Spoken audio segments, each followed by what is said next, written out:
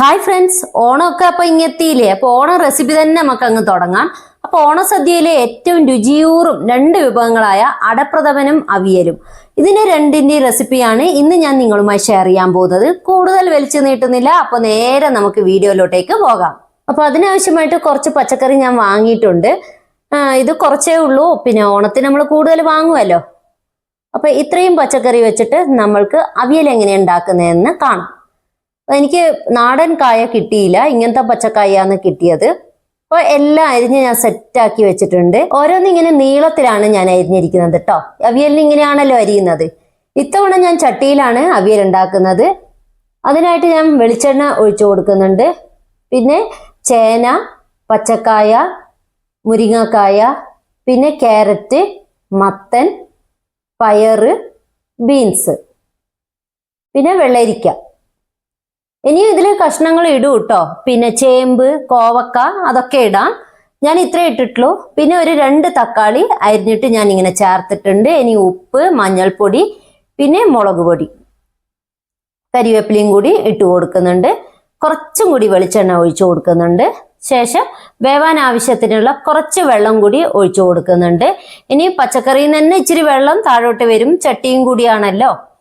അപ്പൊ ഇത് ഞാൻ നേരത്തെ കുക്കറിൽ ചെയ്യുന്ന വീഡിയോ ഞാൻ നേരത്തെ 2-3 ഇട്ടിട്ടുണ്ട്. അതുകൊണ്ടാണ് ഇത് വേറെ സ്റ്റൈലിലാണ് ഉണ്ടാക്കുന്നത്. ഓരോ നാട്ടിലും ഓരോ രീതിയിലാണല്ലോ അവിയൽ ഉണ്ടാക്കുന്നത്. അപ്പോൾ ഞാൻ കണ്ണൂർ സ്റ്റൈൽ അവിയലൊക്കെ ഞാൻ ഉണ്ടാക്കിയിട്ടുണ്ട്, തൈരൊക്കെ ഒഴിച്ചിട്ടുള്ളതാണ്. അപ്പോൾ അത് എല്ലാവരും കാണുക. അതിന്റെ ലിങ്ക് ഞാൻ ഇതിന്റെ ഡിസ്ക്രിപ്ഷൻ ബോക്സിൽ കൊടുത്തേക്കാം.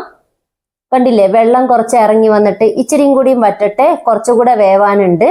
ഇനി അടച്ചു വെച്ച് വേവിക്കാം. ആ സമയം കൊണ്ട് നമ്മൾക്ക് തേങ്ങയുടെ കൂടെ ചെറിയ ഉള്ളി, ജീരകം, പച്ചമുളക് നല്ല എരിവുണ്ട്, അതുകൊണ്ട് ഞാൻ ഒരെണ്ണേ ചേർത്തിട്ടുള്ളൂ. നിങ്ങൾക്ക് എരിവിന് ആവശ്യത്തിന് ചേർത്ത് കൊടുക്കാവുന്നതേ ഉള്ളൂ കേട്ടോ. അപ്പൊ ഇതിലോട്ടേക്ക് കുറച്ച് മഞ്ഞൾപ്പൊടി ഇട്ട് കൊടുക്കുന്നുണ്ട്. ഇത് ഒന്ന് ചതച്ച് കൊണ്ടുവരാനേ പാടുള്ളൂ, അങ്ങനെ പേസ്റ്റ് പോലെ അരയ്ക്കരുത്. അപ്പൊ എല്ലാം വെള്ളമൊക്കെ ഒന്ന് വറ്റി വന്നിട്ടുണ്ട്. അതിന് ശേഷം ഈ ചതച്ച തേങ്ങ ഇതിലോട്ടേക്ക് ഇട്ട് കൊടുക്കാം. എന്നിട്ട് എല്ലാം കൂടി ഒന്ന് ഇളക്കി കൊടുക്കുക.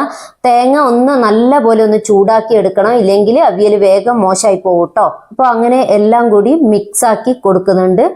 എന്നിട്ട് എല്ലാം കൂടി ഇങ്ങനെ തട്ടിക്കൂട്ടി വെക്കുക. ഈ അരപ്പ് നല്ല പോലെ ചൂടാവണം.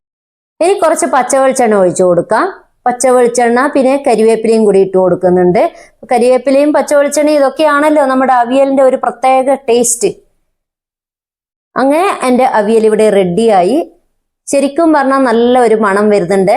അപ്പൊ എല്ലാവരും ഈ ഓണത്തിന് ഇങ്ങനെയും കൂടി ഒന്ന് ട്രൈ ചെയ്തു നോക്കൂ. അപ്പൊ ഇനി അടുത്ത റെസിപ്പി നമുക്ക് കണ്ടാലോ. ഇനി അടപ്രഥമൻ. അതിനായിട്ട് ഞാൻ അടയെടുത്തിട്ടുണ്ട്. ഇത് റെഡി മിക്സ് അല്ല കേട്ടോ, വെറും അട മാത്രമാണിത്. ഇത് ഞാൻ അരിന്റെ അടയാണ് വാങ്ങിച്ചത്. ഗോതമ്പിന്റെ അട എനിക്ക് കിട്ടിയില്ല, അരിന്റെ അടയാണ് വാങ്ങിച്ചത്. 200 ഗ്രാമിന്റെ പാക്കറ്റ് ആയിരുന്നു. അപ്പൊ ഇത് ആദ്യം തന്നെ നമുക്ക് വേവിക്കണം. അതിനായിട്ട് ഞാൻ ഒരു ചീനച്ചട്ടി എടുത്തിട്ടുണ്ട്. അതിലോട്ടേക്ക് വെള്ളം ഒഴിച്ചു കൊടുക്കുന്നു. പച്ചവെള്ളമാണ് ഒഴിക്കുന്നത് കേട്ടോ. ഇത് തിളച്ചതിന് ശേഷം നമുക്ക് അടയിട്ട് കൊടുക്കാം. ഒന്ന് തിളച്ചിട്ടുണ്ട്. ഇനി ഈ അടയൊക്കെ ഇങ്ങോട്ട് ഇട്ട് കൊടുക്കാം. അപ്പൊ ഇട്ട് കൊടുത്തിട്ട് ഇളക്കിക്കൊണ്ടിരിക്കണം കേട്ടോ, അടിയിൽ പിടിക്കാൻ പാടില്ല. വെള്ളം നല്ല പോലെ തിളച്ചതിന് ശേഷം മാത്രമേ ഈ അട ഇട്ട് കൊടുക്കാൻ പാടുള്ളൂ കേട്ടോ. ഇങ്ങനെ ഇളക്കിക്കൊണ്ടിരിക്കുക. ഇത് നമ്മൾക്ക് ആദ്യം വേവിച്ചെടുക്കണം, അതാണ് ആദ്യത്തെ പരിപാടി. ഏകദേശം തിളച്ച് വരുന്നുണ്ട്. കണ്ടോ, ഏകദേശം കുറച്ചൊക്കെ വെന്ത് വന്നിട്ടുണ്ട്. അപ്പോഴത്തേക്ക് ഈ അടയൊക്കെ അങ്ങനെ പൊങ്ങി വരിക. നമ്മൾ എന്താ പറയാ, ചോറ് വേവിക്കുന്ന പോലെ ഉണ്ട് കാണാന്. ഞാനിത് 2ാമത്തെ തവണയാണ് ഉണ്ടാക്കുന്നത് കേട്ടോ. എനിക്ക് ഈ പാലട മിക്സ് ഒക്കെയാണ് എനിക്ക് ഉണ്ടാക്കാൻ അറിയാം. അടപ്രഥമനൊന്നും എനിക്ക് അത്ര പരിപാടി എനിക്ക് അറിയില്ല. അപ്പൊ ഇത് ഞാൻ 2ാമത്തെ തവണയാണ് ഉണ്ടാക്കുന്നത്. അങ്ങനെ അട വെന്ത് വന്നിട്ടുണ്ട്. ഇങ്ങനെ ചെയ്യുന്നത് എന്തുകൊണ്ടാ വെച്ചാൽ ഇതിന്റെ കഞ്ഞിപ്പശ കളയണം, അതിനു വേണ്ടിയാണ്. അപ്പൊ ഇതുപോലെ നമുക്ക് ഊറ്റിയെടുക്കാം. അപ്പൊ ഇതിന്റെ കഞ്ഞിപ്പശയൊക്കെ കുറെ പോകുമല്ലോ. അപ്പൊ ഇനി കുറച്ച് പച്ചവെള്ളം ഒഴിച്ചിട്ട് വീണ്ടും 2-3 പ്രാവശ്യം ഇതിന്റെ മേലോട്ടേക്ക് ഇങ്ങനെ വെള്ളം ഒഴിച്ചാൽ ഇതിലുള്ള കഞ്ഞിപ്പശയൊക്കെ അങ്ങ് പൊയ്ക്കോളും. കണ്ട, കഞ്ഞിവെള്ളം പോലില്ലേ. ശരിക്കും പറഞ്ഞാൽ റൈസിന്റെ അടയാണല്ലോ. അപ്പൊ അരിയുടെ അടയാകുമ്പോൾ അതിന്റെ ആ കഞ്ഞിപ്പശയെല്ലാം നമ്മൾ കളയണം. കളഞ്ഞിട്ട് വേണം ശരിക്കും നമ്മൾ പ്രഥമൻ ഉണ്ടാക്കാൻ. വീണ്ടും ഞാനിങ്ങനെ പച്ചവെള്ളം ഒഴിച്ചു കൊടുക്കുന്നുണ്ട്. അതിൻ്റെ കഞ്ഞിപ്പശയൊക്കെ ഉണ്ടെങ്കിൽ ഒന്ന് പൊയ്ക്കോട്ടെ എന്ന് വെച്ചിട്ട് ഇങ്ങനെയാണ് ഞാൻ ചെയ്യുന്നത് കേട്ടോ. ഓരോരുത്തരും ഓരോ രീതിയിലായിരിക്കും ചെയ്യുന്നത്. അപ്പൊ എന്തെങ്കിലും ഞാൻ തെറ്റ് ചെയ്യുന്നുണ്ടെങ്കിൽ കമന്റിലൂടെ ഒന്ന് പറഞ്ഞു തരൂ കേട്ടോ. ഇനി വെല്ലം എടുത്തിട്ടുണ്ട്. വെല്ലം നമുക്ക് ഇതുപോലെ വെല്ലം ഉരുക്കിയെടുക്കണം. ഇതുപോലെ വെള്ളം ഉരുക്കിയെടുക്കുക. കുറച്ച് വെള്ളം ഒഴിച്ചിട്ട് ഉരുക്കിയെടുക്കുന്നതായിരിക്കും നല്ലത് കേട്ടോ. ഇല്ലെങ്കിൽ ഇങ്ങനെ അടിയിൽ ഇങ്ങനെ പിടിച്ചുകൊണ്ടിരിക്കും. അത് ഇങ്ങനെ ഇളക്കി കൊടുക്കുക. അങ്ങനെ വെല്ലവും ഇവിടെ റെഡി ആയിട്ടുണ്ട്. ഇനി ഇത് ഒരു ചായ അരിപ്പയിലോ ഏതിലാണെങ്കിലും ഒന്ന് നമ്മൾ അരിച്ചെടുക്കുന്നതായിരിക്കും നല്ലത്. ചിലപ്പോൾ കല്ലൊക്കെ ഉണ്ടാവുമല്ലോ, അതുകൊണ്ട് ഇങ്ങനെ അരിച്ചെടുക്കുക. അങ്ങനെ അതും റെഡിയായി. ഇനി നമുക്ക് ഒരു പാനിലോട്ടേക്ക് കുറച്ച് നെയ്യ് ഒഴിച്ചു കൊടുക്കാം. നെയ്യ് ഒഴിച്ചതിന് ശേഷം അണ്ടിപ്പരിപ്പ് മുന്തിരിയൊക്കെ നമുക്ക് വറുത്തെടുക്കണം. അപ്പോൾ ആദ്യം തന്നെ ഞാൻ മുന്തിരി വറുത്തെടുക്കുന്നുണ്ട്. അണ്ടിപ്പരിപ്പ് മുന്തിരി എല്ലാം കുറച്ച് അധികം തന്നെ ആയിക്കോട്ടെ. പ്രഥമന്റെ കൂടെ അതൊക്കെ കടിച്ച് തിന്നാൻ നല്ല ടേസ്റ്റ് അല്ലേ. അങ്ങനെ അണ്ടിപ്പരിപ്പ് വറുത്തെടുത്തു. ഇനി അടുത്ത ഐറ്റംസ് എന്താണെന്നറിയോ? തേങ്ങാക്കൊത്ത് വേണം ഇതിന് അടപ്രഥമന് കേട്ടോ. അപ്പൊ തേങ്ങാക്കൊത്തും ഞാൻ ഇതൊക്കെ നേരത്തെ റെഡിയാക്കി വെച്ചിട്ടുണ്ടായിരുന്നു. അപ്പൊ അതും ഞാൻ ഈ നെയ്യിൽ തന്നെ ഇങ്ങനെ വറുത്തെടുക്കുന്നുണ്ട്. ഇനി അതേ നെയ്യിലോട്ടേക്ക് തന്നെ നമ്മൾക്ക് ഈ അടയൊക്കെ വേവിച്ച് വെച്ച അടയൊക്കെ ഇതിലോട്ടേക്ക് ഇട്ട് കൊടുത്തിട്ട് ആ നെയ്യിൽ കുറച്ച് സമയം ഇങ്ങനെ വഴറ്റിക്കൊണ്ടിരിക്കുക. അപ്പൊ നെയ്യൊക്കെ ഇതിലൊന്ന് പിടിക്കണേ. അതുകൊണ്ട് ഇപ്പൊ നെയ്യ് കുറവെന്ന് തോന്നുന്നുണ്ടെങ്കിൽ കുറച്ച് നെയ്യ് ഈ സമയത്ത് ഒഴിച്ചു കൊടുക്കാം കേട്ടോ. ഇനി ഈ പാവകാച്ച വെള്ളം ഇതിലോട്ടേക്ക് ഒഴിച്ചു കൊടുക്കുക. ഈ അടയിൽ തന്നെ ഒഴിച്ചു കൊടുക്കുക കേട്ടോ. വെള്ളമൊന്നും ചേർക്കരുത്.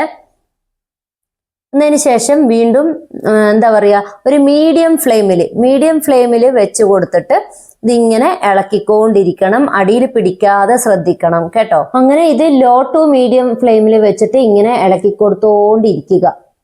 ഈ വെല്ലവും അടയും കൂടി നല്ല സെറ്റായി വരണം. കണ്ടോ, ഒന്ന് നല്ല ചൂടായി വന്നിട്ടുണ്ട്. പിന്നെ അടയുടെ ഒക്കെ കളർ ഒന്ന് ബ്രൗൺ ആയിട്ട് വന്നിട്ടുണ്ടോ. ഇനി ഇതിന് നമ്മൾക്ക് തേങ്ങാപ്പാൽ ഒഴിച്ചു കൊടുക്കണം. അപ്പൊ അതിനായിട്ട് ഞാൻ തേങ്ങാപ്പാലൊക്കെ റെഡിയാക്കി വെച്ചിട്ടുണ്ട്. തേങ്ങാപ്പാലാണ് ഇതിന് ടേസ്റ്റ് കൂടുതൽ. നമ്മൾ പിന്നെ മറ്റേ പാല് എടുക്കരുത്, തേങ്ങാപ്പാൽ തന്നെ യൂസ് ചെയ്യണം. ആദ്യം ഞാൻ രണ്ടാം പാലാണ് ഒഴിച്ചു കൊടുക്കുന്നത്. അപ്പൊ ആ രണ്ടാം പാൽ ഒഴിച്ചു കൊടുത്തിട്ടും നമ്മൾ ഇങ്ങനെ ഇളക്കിക്കൊണ്ടിരിക്കണം. ഇങ്ങനെ ഇളക്കിക്കൊണ്ടിരിക്കുക. ഒരു 2 മിനിറ്റ് എങ്കിലും ഇങ്ങനെ ഇളക്കിക്കൊണ്ടിരിക്കണം. ഈ സമയത്ത് നമ്മൾ ചുക്കുപൊടിയും ഏലക്കായും കൂടി ഞാൻ ഇട്ട് കൊടുക്കുന്നുണ്ട്. ചുക്കുപൊടിയും ഏലക്കായും. ചുക്കുപൊടിന്റെ ടേസ്റ്റ് അത്ര ഇഷ്ടമില്ലെങ്കിൽ യൂസ് ചെയ്യണം എന്നില്ല, പക്ഷെ അതൊക്കെ ഇടുമ്പോഴാണ് ടേസ്റ്റ്. ഇനി ഞാൻ ഒന്നാം പാല് ഒഴിച്ചു കൊടുത്തിട്ടുണ്ട്. ഒന്നാം പാല് ഒഴിച്ചു കൊടുത്തിട്ട് നല്ലപോലെ തിളയ്ക്കരുത് കേട്ടോ. തിളയ്ക്കാൻ പാടില്ല, ജസ്റ്റ് ഒന്ന് ചൂടാകാനേ പാടുള്ളൂ. അതിനുശേഷം വറുത്ത് വെച്ചിരിക്കുന്ന അണ്ടിപ്പരിപ്പും മുന്തിരിയും ഒക്കെ ഞാൻ ഇട്ട് കൊടുത്തിട്ടുണ്ട്.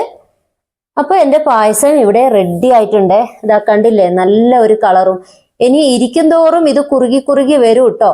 അപ്പോൾ ഇങ്ങനെ കാണാൻ കുറച്ച് ലൂസായിട്ട് തോന്നുന്നുണ്ടാവും, പക്ഷെ ഇരിക്കും തോറും നല്ല കുറുകി വരും. ഇനി ഇത് പപ്പടത്തിന്റെ കൂടെയും പഴത്തിന്റെ കൂടെയും ചേർന്ന് കഴിക്കാൻ എന്തൊരു ടേസ്റ്റ് ആണെന്നറിയോ. ശരിക്കും പറഞ്ഞാൽ ഇതാണ് കോമ്പിനേഷൻ. അപ്പോൾ ഈ 2 റെസിപ്പിയും എല്ലാവർക്കും ഇഷ്ടപ്പെട്ടു എന്ന് വിചാരിക്കുന്നു. ഇഷ്ടപ്പെട്ടെങ്കിൽ ലൈക്ക് ചെയ്യുക, ഷെയർ ചെയ്യുക. ചാനൽ ആദ്യമായിട്ട് കാണുന്നവരുണ്ടെങ്കിൽ ഒന്ന് സബ്സ്ക്രൈബും കൂടി ചെയ്ത് കാണാൻ ശ്രമിക്കുക. അപ്പോൾ നെക്സ്റ്റ് നല്ല വീഡിയോയുമായി കാണാം. ബൈ. താങ്ക്